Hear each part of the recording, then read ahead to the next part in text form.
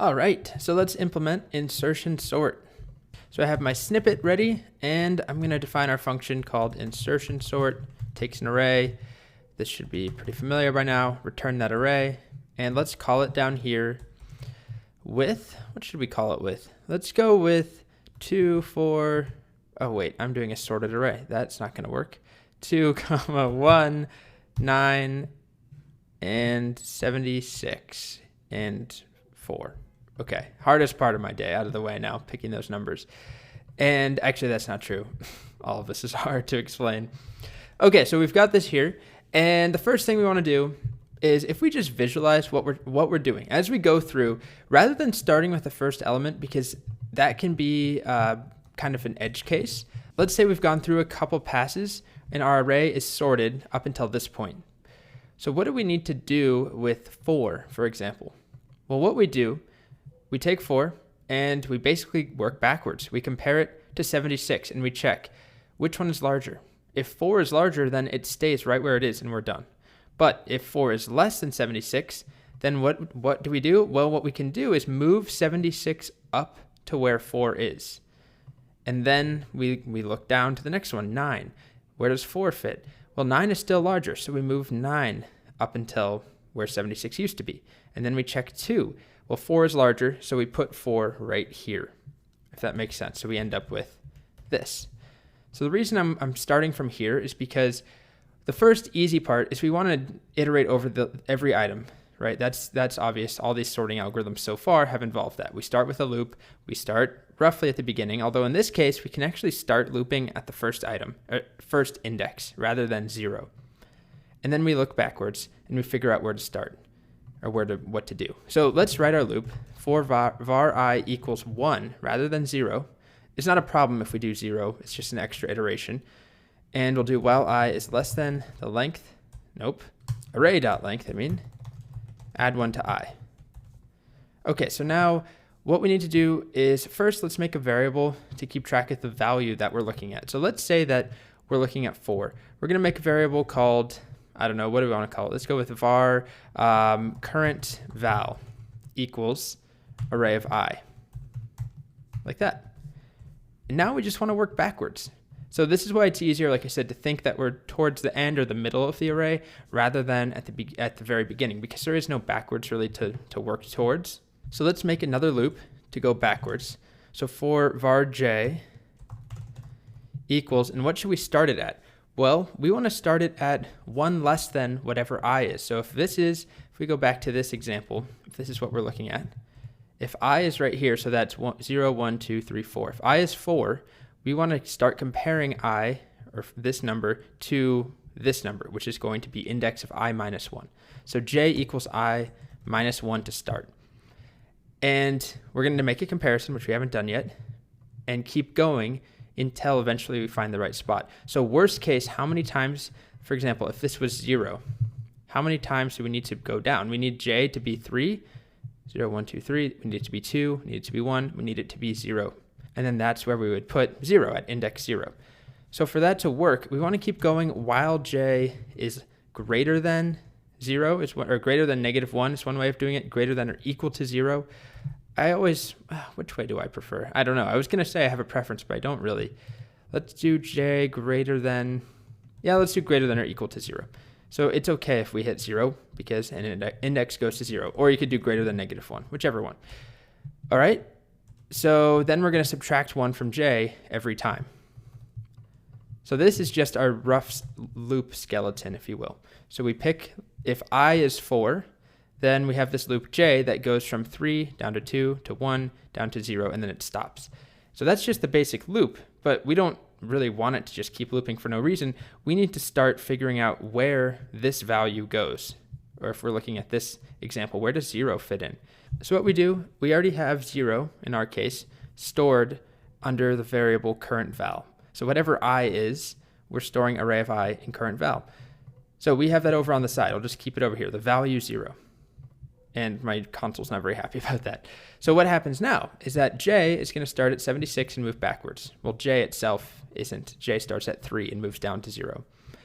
What we want to do now is compare current value to array of j. So we could write that out basically like this, array of j, if I can type, array of j, and then we want to compare that to current val. What we want to check is array of j larger than the current value. So if that's the case, if 76 is larger than 0, we want to move 0 down, which what that really means is we're going to move 76 up. So if I show you, let me show you the actual operations. Okay, so first time through, 0's here, we compare current value to 76. 76 is larger. So we actually move 76, we copy it over to here. Remember, we have 0 already saved in a variable, so we don't have to do like a swap with a temporary variable. We already have that temporary variable called current val. So then we move back again to 9, and we compare 9 and 0. 9 is greater than 0 still, so we're going to take 9 and put it there. Now we move down to 2. 2 is greater than 0 still, so we're going to move it to j plus 1. Then we get to 1, which is still greater than 0, so we move it up to here. And then at the very end, if our loop is done, we're going to take whatever this value is and stick it right there. So there's a better way of writing this, and I'll show you what it looks like. It's a little bit confusing to see a for loop like this, but this is one way of doing it. So our loop goes while j is greater than or equal to 0 and array of j is greater than current val. So you may not have seen many for loops written like this, but this is one potential way of doing it instead of a second. You could do a while loop as well, or any sort of conditional check to break out of the loop. But what this reads as, so j starts as I minus 1. We're going to keep going while j is greater than or equal to 0 and array of j is greater than the current value. So if at any point, for example, if instead of 0, this last item was 20, we're going to go through once. Array of j is going to give us 76. That is greater, so we keep looping, and we want to move 76 to here. But then we compare 20 to 9, and all of a sudden, this isn't true anymore. So we're done looping. So now we just put 20 right here.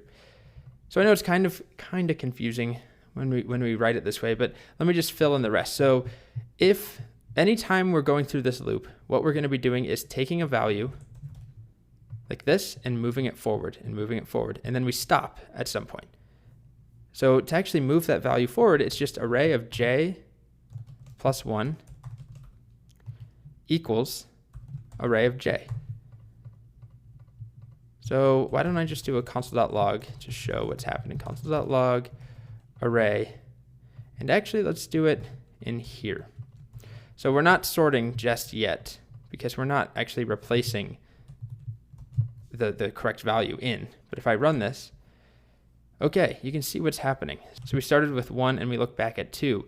Well, 1 needs to go here, so we move 2 forward. So we get 2, 2, 9, 76, 4. We just never added in 1. So to remedy this, after this loop finishes, that means that we found the correct spot for where we need to insert current val. So then here, all we do is insert current val, and it's not array of j. It's array of j plus 1. Because if we walk through this again, let's say that we're starting here, then j is going to start right here. So we check which one's larger. Okay, 76 is larger. So remember, we have 20 saved in a variable. We're going to take 76 and move it here. But j was right here. So next time through, j moves down to here, and we compare 20 and 9. Well, 20 is greater than 9, so we're not going to move 9 forward. But we don't want to swap, we don't want to put 20 right here. We want to put 20 here in this space. So j is this, we want j plus 1. So array of j plus 1 equals, what's it equal? What do we call it? Current val. And now actually we're done. So if we step through now, what happens? Let me clear, execute. Okay, I'm printing when we move an item forward, which is kind of confusing. So we moved 2 forward, but then on this line right here, we inserted 1 at the beginning. Let's instead do console.log right here. Okay, so where's this start? Here we go. So you can see we go through the first time, and we put 1 where it goes. It goes in front of the 2. Then we're looking at 9. Well, it goes where it is. Then we look at 76. That goes where it is. But then we get to 4, and we need to move 4 all the way to right here. And then we're sorted. So this one's a bit different. I know it's maybe a little harder to understand this code, but step through it. If you do get stuck, I highly encourage you to just write down what I and J are at every point, and just one at a time walk through. It might take a little bit. Use a shorter array. Definitely, when you're choosing numbers for the array, it helps to choose things that make sense, that like work with your algorithm. If you just pick a bunch of numbers like 2, 2, and 2, or you pick something that's already sorted, it doesn't help that much. So pay attention to that. But walk through it if you need some help. Try and understand what's going on.